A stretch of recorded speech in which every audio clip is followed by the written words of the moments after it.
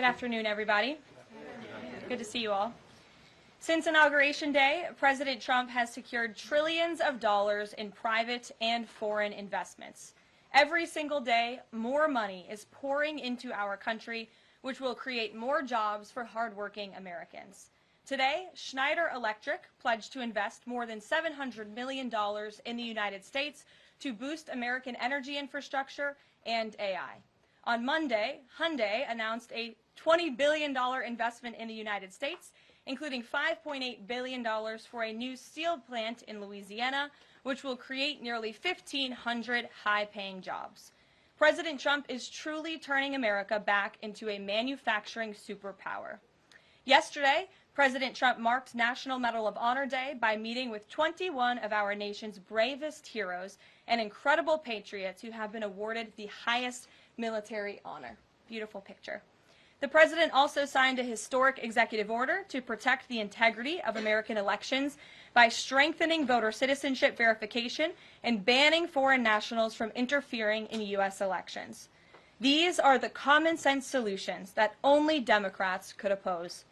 But voters deserve elections they can trust, and critical confidence is being restored thanks to President Trump's leadership. Later this afternoon in the East Room, President Trump will mark Women's History Month by honoring the exceptional women around our country, including the highly talented women in his administration and his cabinet. And on an additional scheduling update, the president will hold a press conference in the Oval Office today at 4:00 p.m. to announce tariffs on the auto industry, and I will leave that to him to make that announcement later. Unfortunately, all of this good is happening for our country. This administration is working hard on behalf of the American public every day, but the mainstream media continues to be focused on a sensationalized story from the failing Atlantic magazine that is falling apart by the hour. Here are the facts. The National Security Advisor has taken responsibility for this matter, and the National Security Council immediately said, alongside the White House counsel's office, that they are looking into how a reporter's number was inadvertently added to this messaging thread. We have said all along that no classified material was sent on this messaging thread. There were no locations, no sources, or methods revealed, and there were certainly no war plans discussed. The Atlantic has even admitted this themselves. Their release of these internal messages validates the truth, which we have been saying all along. If this story proves anything, it proves that Democrats and their propagandists in the mainstream media know how to fabricate, orchestrate, and disseminate a misinformation campaign quite well. And there's arguably no one in the media who loves manufacturing and pushing hoaxes more than Jeffrey Goldberg. Goldberg is an anti-Trump hater. He is a registered Democrat.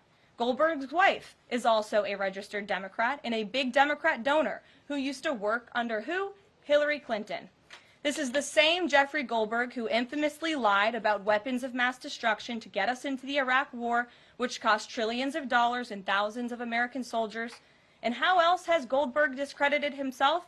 By absurdly claiming that President Trump was Vladimir Putin during the 2016 campaign, by peddling the Russia, Russia, Russia hoax that tried to hijack President Trump's first term, by inventing the suckers and losers hoax to help Joe Biden in the 2020 election, by peddling a hoax about President Trump involving Gold Star families to help Kamala Harris in the 2024 election, which our campaign at the time vigorously denied. Jeffrey Goldberg didn't care. There's more, but we don't have all day, and we can now add this signal hoax to this very long list. The real story here is the overwhelming success of President Trump's decisive military action against Houthi terrorists. On March 15th, President Trump ordered a series of military operations against the terrorist Houthis to defend U.S. shipping assets in the Red Sea, restore freedom of navigation for international shipping, and defend the United States from enemy threats. United States forces successfully struck dozens of targets across Houthi-controlled territory. And as a result of these actions, several Houthi leaders were killed, including the Houthi drone chief, his deputy, and several of their drone experts and other key leaders. We also destroyed command and controlled facilities, weapons manufacturing facilities, and advanced weapons storage locations. And it's important to remember why this powerful action took place in the first place. because of Joe Biden's incompetence and pathetic weakness on the world stage for years. The Houthi terrorists grew emboldened. Immediately after taking office in 2021, Joe Biden removed the Iran-backed Houthis from the foreign terrorist organization and specifically designated global terrorist list. Did anybody in this room ask the Biden administration at the time why they made such a stupid mistake?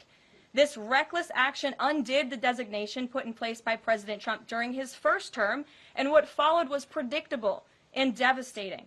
The Houthis targeted U.S. military ships and aircraft, hit commercial ships, including U.S.-flagged vessels, threatened our personnel overseas, and attacked our allies in the region. This resulted in more than a year of U.S.-flagged commercial ships being prevented from safely sailing through the Suez Canal, the Red Sea, and the Gulf of Aden. This had a massive negative impact on global trade of the economic security of the United States.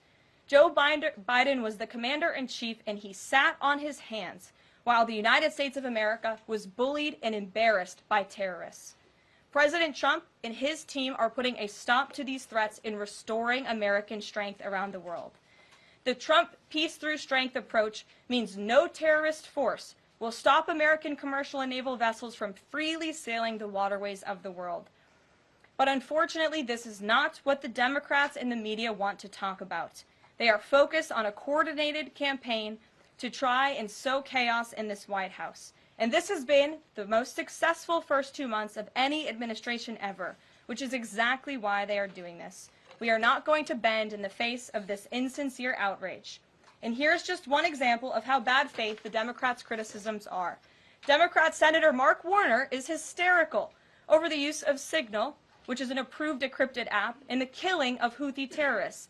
But Senator Warner himself used Signal to work with a lobbyist for a Russian oligarch to connect the disgraced Steele dossier author who started the Russia hoax, which Jeffrey Goldberg later reported on. How ironic. We're not going to lose focus of the bottom line, which is that Joe Biden's weakness enabled and emboldened Houthi terrorists, and President Trump's strength and resolve eliminated those terrorists. Here in our new media seat today, we have Lindsay Keith. She is the managing editor for Merit TV and serves as their White House correspondent. Merit TV launched 1 year ago and creates and distributes content across diverse platforms. We're glad to have you with us, Lindsay. Please kick us off. I appreciate it and this opportunity for Merit TV. 2 questions, if I may. One on Signal, one on the economy. Sure. On Signal, how comfortable is the president with what was shared so far now that the chain has been released? The president's view on all of this remains the same today as it did yesterday. And I think it speaks volumes about the leadership of this president that he went directly to all of you, members of the press corps. He was asked, do you want someone else to go out and do a briefing? And he said, no, I will tackle this story. I will discuss it. The people need to hear from me about the situation. And so his thoughts on this remained the same today. He has placed great trust in his national security team. And as for the usage of Signal, as the president said yesterday, as the CIA director has testified under oath, this is an approved app. It's an encrypted app. The Department of Defense, the Department of State, the CIA has it loaded onto government phones because it is the most secure and efficient way to communicate. As for, again, the original situation in this messaging thread, the National Security Council, the White House counsel's office continues to look in to how this mistake, which the National Security Advisor has owned, occurred, and the president has ensured they are doing that. On the economy, consumer confidence hit a 4-year low this month. Can you help explain to the American people how tariffs will help them in the long run? Yeah, absolutely, and I'm grateful for the question. The American public will hear later this afternoon from the president directly on the topic of tariffs. And as you all know, April 2nd day, President Trump has proudly dubbed it Liberation Day for our country. What he means by that is it will be a day where the United States of America will no longer be ripped off by nations around this world. It will be a day where Americans finally see free and fair trade practices restored. We are no longer going to allow our allies, our competitors, and our adversaries to take advantage of American workers. And if you think about your hometown in the state that you grew up, Main Street looks a lot different today than it did many years ago. And President Trump wants to restore America as a manufacturing superpower around the globe. He wants products to be made right here in the our great country with great, hardworking American hands that will ultimately result in higher wages and more money in the pockets of the American people. And he's also, in addition to tariffs, also determined to pass tax cuts later this year, as he did successfully in his first term, to put even more money back into the pockets of hardworking Americans.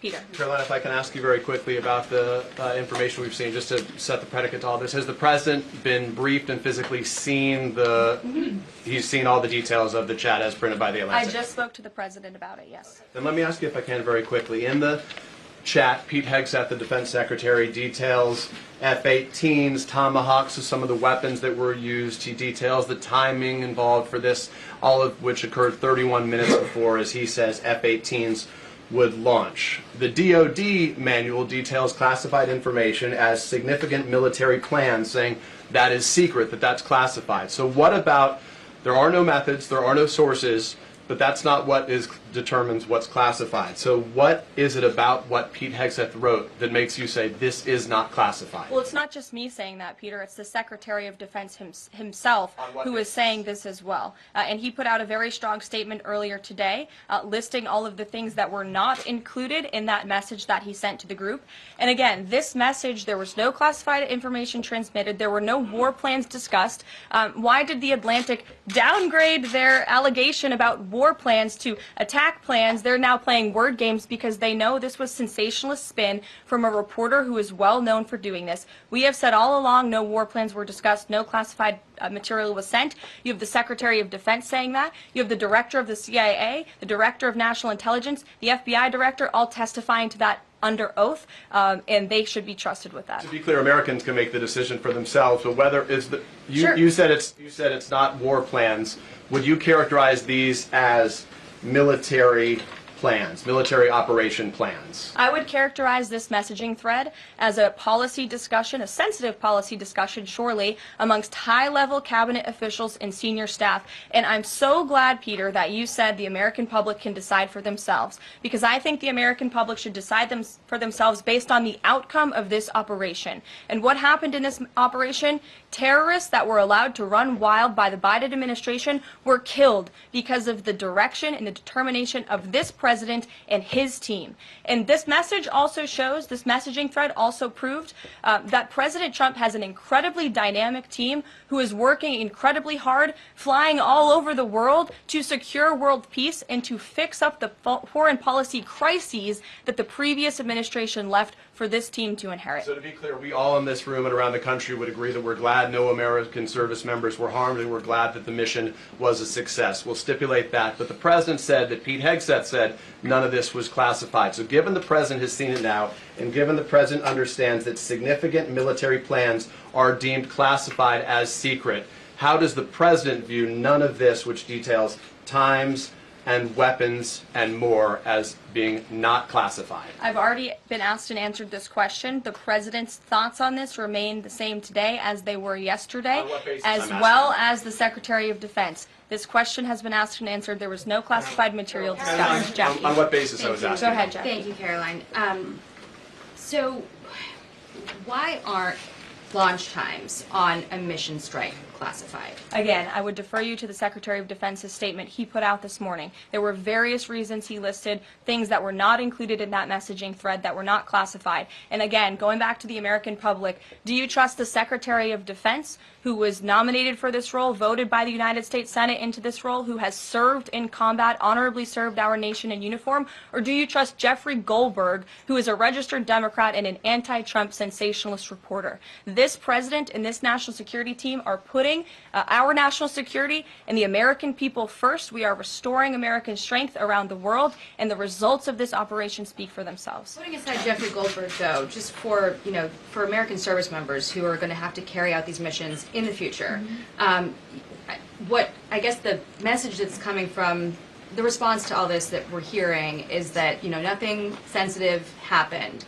and I guess the logical conclusion of that is that if these messages had gone out publicly prior to the launch, that wouldn't have been a risk to service members. I don't know that they're comfortable with that. So can you explain, had these messages been published, would the plans have moved forward, would the launch have still taken off? What I can tell you is that the President, as the Commander-in-Chief of our United States Armed Forces, and Secretary Pete Hegseth, who is an incredible man and a warfighter himself, take the lives of our American service members with the utmost responsibility, and they would never do anything intentionally to put their lives at risk. And again, they are working hard on that every single day, and we are protecting our service members while also restoring peace throughout this globe. It's something the previous administration has not done, and I would just add one more point. We are not going to be lectured about national security and American troops by Democrats and the mainstream media who turned the other cheek when the Biden administration, because of their incompetence, left 13 service members dead in Afghanistan, and not a single person in the previous administration was held accountable for that botched withdrawal. Joe Biden said, in fact, it was a great operation. That is despicable. It's unacceptable to this president and this Secretary of Defense. The National Security Advisor has taken responsibility for this inadvertent number being added to the messaging thread. But above all, we take the lives of our troops, safety, security, prosperity around the globe with the utmost seriousness. Goldberg's intentions, do you believe Jennifer, that he go would ahead. release that to embarrass the administration ahead of the worldwide threats? Jennifer, go ahead. Given what you've said about the president's trust in his national security team, can you say definitively that no one will lose their jobs? No one will lose their job at all because of this signal situation? What I can say definitively is what I just spoke to the president about, and he continues to have confidence in his national security team. One more. Can I ask one more, Karen? On the targets in Yemen on March 15th, can you say were 100% of the targets that were planned for March 15th, were they all destroyed? Because that would be an indication if some of them were moved or they were not all hit, that maybe perhaps some of the enemies were able to get some of the information in that signal strike. What I can say about the operation is what the Department of Defense has put out there. I would refer to them for any further operational details. But there have been more than 100 strikes conducted against Houthi targets, and they have hit key Houthi leaders, air defense systems, command and control nodes, headquarters, weapons manufacturing and storage facilities, and these operations will continue until the freedom of navigation in our seas is restored and U.S. shipping can safely transmit without the fear of attack. And again, we believe that this has been a very successful operation thus far, and it will continue until this administration feels it no longer has to, and these terrorists have been taken out, which again is something previous administration should have done, but they didn't, and now we've inherited this crisis. Stephen. Thank you, Caroline. I'd like to clarify something about the investigation and also ask about some conservative commentary. On the investigation, Mike Waltz said last night that he had spoken to Elon Musk about figuring out how Jeffrey Goldberg's number got in his phone. You mentioned the NSC and the White House counsel's office investigating. Can you just clarify who is investigating, who's leading that, and also Dave Portnoy, who endorsed President Trump, said today that he thinks that Mike Waltz should leave. Could you respond to that? Sure. Great respect for Dave Portnoy, but I just answered that previous question from Jennifer. As for your original question about who's looking into the messaging thread, the National Security Council, the White House counsel's office, and also, yes, Elon Musk's team. Elon Musk has offered to put his technical experts on this to figure out how this number was inadvertently added to the chat. Again, to take responsibility and ensure this can never happen again. I have two questions. One on a follow-up on something you just said. But since we have these messages released, and you said that the president has now personally reviewed them, at the chat at one point, Pete Hegseth wrote 14-15 strike drones on target, and in all caps he said, "This is when the first bombs will definitely drop." Does the president feel that he was misled by his national security advisors, whoever it was that told him there was no classified information in there, now that he's seen these messages? I've now been asked and answered this question 3 times by the both of you, and I've given you my answer. The president feels the same today as he did yesterday. Philip. And on my follow-up on what you had just said. Go ahead, Philip. I have a Caitlin, I'm not taking your follow-up. Philip, I have a follow-up on something you just said, though, Caroline. That's Caitlin, regarding I'm not Jeffrey taking Goldberg. your follow-up. Philip, go ahead. I've called Thank on you. The Vice President seemed to express some frustration that Europe wasn't doing more to police waterways in their backyard, noting in that signal thread that 40% of European trade goes through the Suez Canal. Does the President share that opinion and frustration? And then going forward, should the Europeans be responsible for policing that waterway? Well, the president was asked this question yesterday by the pool in the cabinet room, and he answered this question. He said yes, he believes that Europe has been, as the Vice President put it, freeloading on the backs of American taxpayers and off the backs of the United States of America, and he wants to ensure that Europe pays their fair share. He's always been very honest and upfront about that, and I think the Vice President shares those concerns with him as well. And then one more. Sure. Enlisted soldiers, sailors, and Marines would face consequences if they shared this type of information inadvertently with a reporter. Can you tell us more why the president is so willing to give Mike Waltz a mulligan here? Again, I have now been asked and answered this same question using different language multiple times. If anybody has another question, there's a lot of different things going on in the world. We have tariffs possibly being implemented later today. The president is going to talk about that at 4 o'clock this afternoon. Sure, go ahead. Okay, thank you for taking my question. I wanted to first and foremost thank the administration for the election integrity executive order, because so many journalists for 4 years were banned from talking about this very subject. So thank you to the administration for that. My question is, yesterday President Trump, when signing the order, said that there is more to come when it comes to election integrity. Would that include same-day voting and hand-counted paper ballots? And why are Democrats so against election integrity measures like obviously proof of citizenship when it comes to voting in a United States election? Well, it's a very good question. You'll have to ask the Democrats why they're against so many common sense things, not just mandating voter ID. Why are they against men and women's sports? Why are they against deporting foreign terrorists from American soil who have been designated a foreign terrorist organization? I'm referring to Tren de Aragua. As for the election integrity executive order that the president signed yesterday, this is in an effort to restore trust in American elections.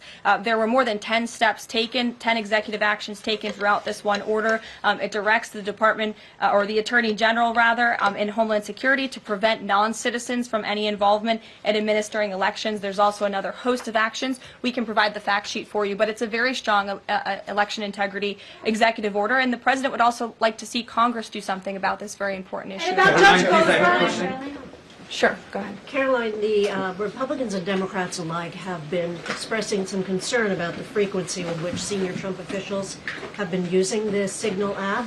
Has there been discussion, or will there be a review about how often they use Signal, and if you could explain to us how they might be considering other applications to get away from something like this happening again? Sure. Well, again, first of all, Signal has been an approved app for government use. It's an encrypted app, and as I said, it's the most safe and efficient way of communicating, especially when people can't be in a skiff or inside a room physically together. I think, as the president said yesterday, he wishes that everybody could be in the room, and it's our goal to ensure that everybody can be. But again, no classified information was discussed in this chat, and any time classified information is discussed amongst high-level officials across this administration, secure lines of communication are used, including, by the way, our special envoy, Steve Witkoff, who I understand the Wall Street Journal erroneously reported that he was on this Signal chat on a personal device while in Moscow. That is absolutely false. Steve Witkoff did not have his personal device, nor did he have his government device with him. He was given a classified, protected server by the United States government, and he was very careful about his communications when he was in Russia. So rest assured to the American public, this administration is taking every precaution when it comes to protecting our national security. And that's why the American people reelected this president, because they know that our national security is in good hands with the President of the United States. Speaking of the Vice President, I understand he's going to be speaking any moment now. I would hate to counter-program the Vice President of the United States. You'll also hear from the President at 3 o'clock. He will be honoring women's history at the Women's History Month celebration. We have a lot of great women across our cabinet who will be in attendance, so we'll see you all there. And then you'll also hear from the President again at 4 o'clock when he talks about tariffs. So plenty of time for more questions. Sorry it's a bit shorter today, guys. We'll see you later. Jeffrey Goldberg's number and Michael Waltz's phone if he's a registered Democrat and anti-Trump reporter.